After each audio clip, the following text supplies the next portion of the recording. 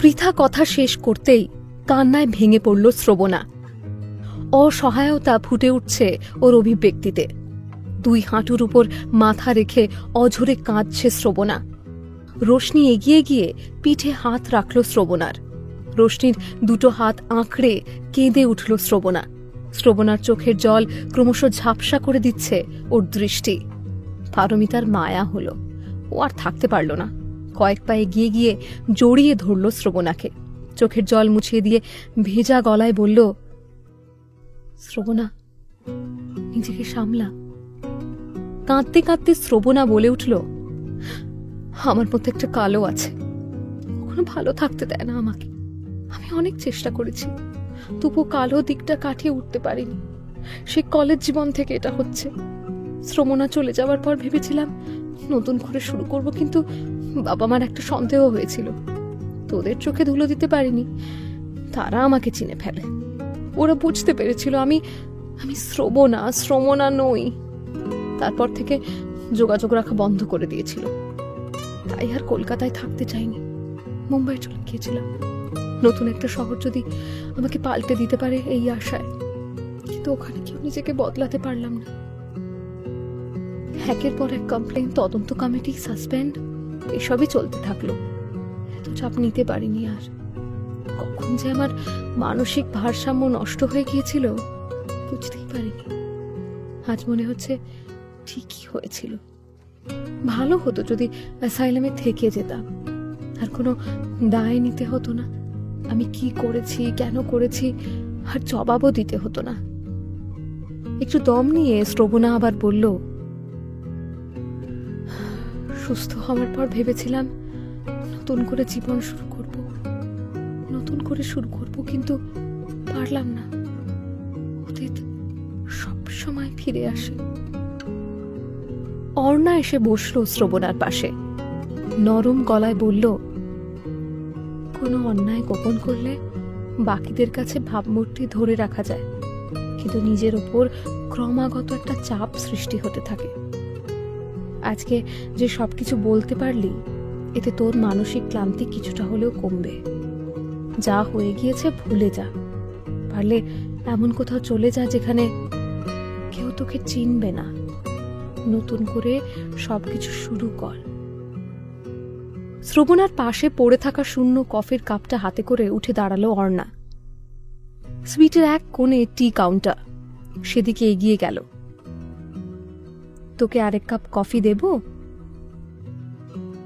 অর্ণার কথা বোধহয় কানে গেল না শ্রবণার। ও বলে উঠল, ফ্রেশ স্টার্ট কিভাবে করি বলতো? কোথায় যাব, কি করব? চাইলে কি হয়?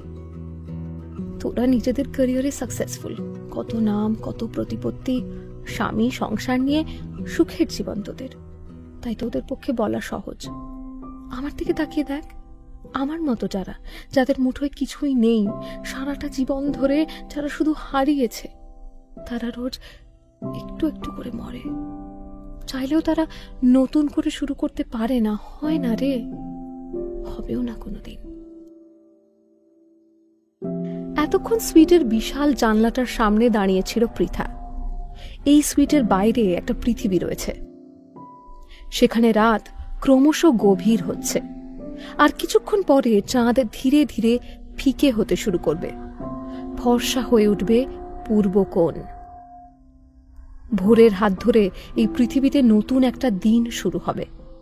রাতের ঘটনা ফেলে নতুন জীবন শুরু করবে এই সকলে। কিন্তু মানুষ সব সময় নতুন করে শুরু করতে পারে না। শ্রবণাদের মতো মানুষের সংখ্যাও কম নয়। জানলা থেকে মুখ ঘুরিয়ে পৃথা বলল, হ্যাঁ, ওকে এক কাপ কফি দে। কথাটা বলেই শ্রবণার দিকে ঘুরে দাঁড়ালো পৃথা। চোখে চোখ রেখে বলল, তুই আমাদের শেষ করতে চেয়েছিলি কেন বলতো? তোর বন্ধু আমরা কোনোদিনই ছিলাম না, কিন্তু একই কলেজে পড়া তোর বোনের খুব ঘনিষ্ঠ 4টে মেয়ে, তারা এত ভালো আছে, মেনে নিতে পারিসনি, তাই না? তোর হিংসে হলো, তুই জ্বলে উঠলি। তোর মনে হলো তুই নিজে ভালো নেই যখন, আমাদের থাকতে দিবি না, সবকিছু ছাড়খাড় করে দিবি, তাই তো? এখনো শ্রবণার চোখে জলবিন্দু লেগে রয়েছে, এখনো ওর চশমার কাঁচ ঝাপসা। পৃথার কথা শুনে ওর দুটো চোখে বিস্ময় ফুটে উঠেছে। শ্রবণার মুখ থেকে ছিটকে বেরিয়ে এলো কটা শব্দ। তুই কি বলতে চাইছিস? পৃথা মৃদু হেসে উঠল।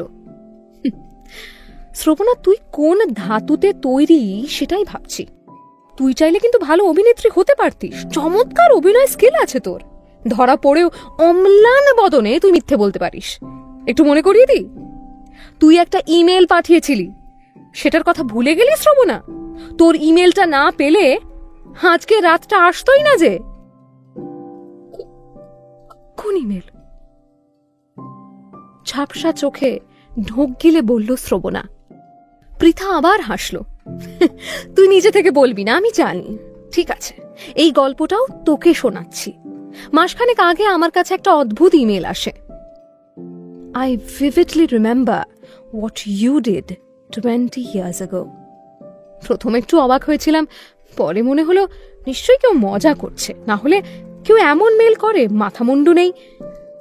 ইমেলটা ডিলিট করতে গিয়েও থমকে গেলাম সেন্ডারের অদ্ভুত নামটা দেখে, আ মিস্ট্রি ম্যান।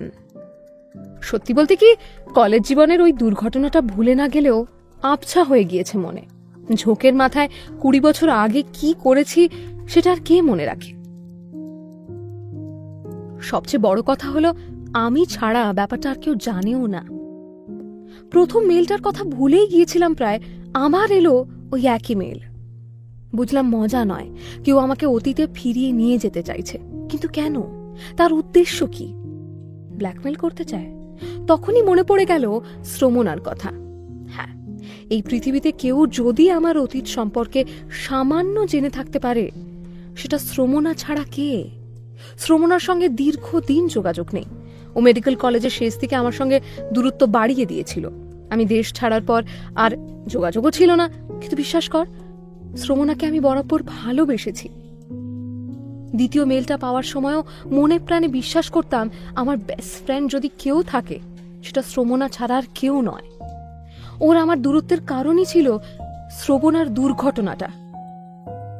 ওর দিদি আত্মহত্যা করার জন্য আমাকে দোষী মেনে নিয়েছিল কিনা এই প্রশ্ন চিরকাল তাড়িয়ে বেরিয়েছে আমাকে। শ্রমণা না জানলেও আমি তো জানতাম ঘটনাটা, তাই শ্রমণার মুখোমুখি হতে পারিনি। ইমেলটা কি সেই শ্রমণাই করেছে? অনেক ভেবে মিস্ট্রি ম্যানকে রিপ্লাই দিলাম, I don't know what are you talking about? What do you want? সময় লাগলো না, দিন দুয়েকের মধ্যেই রিপ্লাই এলো। আমি জানি 20 বছর আগের সেই ঘটনাটা। সঙ্গে আরো একটা line, I can expose you. তখন আর ইমেলটাকে হালকাভাবে নিতে পারলাম না।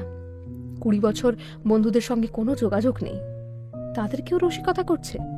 কিন্তু তারা তো শ্রবণার ঘটনাটা জানে না, শ্রমণাও স্পষ্ট করে জানে না। তাহলে এক পরিচিতের কাছে আবঝা শুনেছিলাম পারমিতা ভ্যাঙ্কুভারে থাকে। ওর ক্লিনিকটা বেশ নামকরা। গুগল থেকে পারমিতাকে খুঁজে বের করতে সময় লাগলো না। অনেকদিন পর পারমিতাকে ফোন করলাম, ফোনেই কেঁদে ফেললাম। ওকে ইমেলটার প্রসঙ্গে বললাম। আমাকে অবাক করে পারো বলল, এইরকম একটা ইমেল ও পেয়েছে। খটকা লাগলো তখন। পারমিতা বলল, ব্যাপারটা হালকাভাবে নেওয়া যাবে না। কেউ একজন আমাদের বিপদে ফেলার চেষ্টা করছে। ওই খুঁজে বের করলো রোশনি আর অর্ণাকে। আশ্চর্যের হলো, ওরাও একই ইমেল পেয়েছে। মেলের সেন্ডার সেই মিস্ট্রি ম্যান। আমরা 4 বন্ধু নিশ্চিত হলাম এমন কোনো একটা ঘটনার ইঙ্গিত এই মিস্ট্রি ম্যান করছে, যার সঙ্গে আমাদের 4 জনেরই কানেকশন আছে। তখন একটাই প্রশ্নের উত্তর জানতে হতো, 5ম জন মানে শ্রমণাও কি পেয়েছে একই ইমেল? হতেই পারে, সেও তো আমাদের গ্রুপেই ছিল।